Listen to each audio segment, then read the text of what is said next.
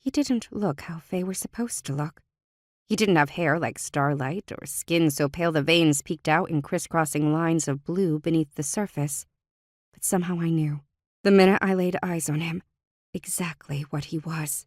He stood at the edge of an armchair by the fire, his body frozen as if he'd heard me coming, and leapt to his feet the moment before I burst through the door. His chest rose and fell with breath, the softest breeze from the summer air nudging the lone strand of coppery hair that had fallen over his forehead. It shimmered in the dim light, each soft strand lit from its own light within. That was where his softness ended. His eyes were stony, glaring at me with a severity that made me want to shrink inside my own skin.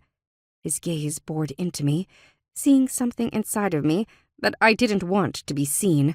The line of his jaw could cut as surely as a knife, as surely as the downturned corners of his mouth would slice me with a curse spoken from those drawn lips. He towered over me, easily 7 feet tall, with broad shoulders and arms that could squeeze the life out of a human without trying. He was no willowy creature of fairy tale.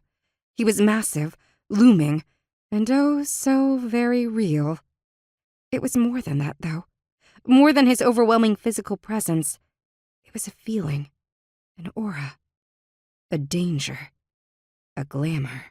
The man, the creature, standing in front of me, was more vicious than any wild beast I might encounter, more dangerous still than any fiend in a storybook. Power emanated from him like the heat from a flame. It simultaneously drew me in and sent me stumbling backward, mind reeling. I'm not supposed to be here, I stammered, my eyes not daring to look away from him. It was the wrong sitting room. Part of me was sure I knew that all along, that I must have been drawn here, to the fae. That was their nature, after all. Tricksters. It wasn't trickery I was afraid of, however, in that moment. The fae in front of me didn't look like he was going to try to back me into some poorly worded deal. No. He looked more like he was going to pick me up and pull me apart, like some kind of helpless rag doll. I wouldn't be so sure of that.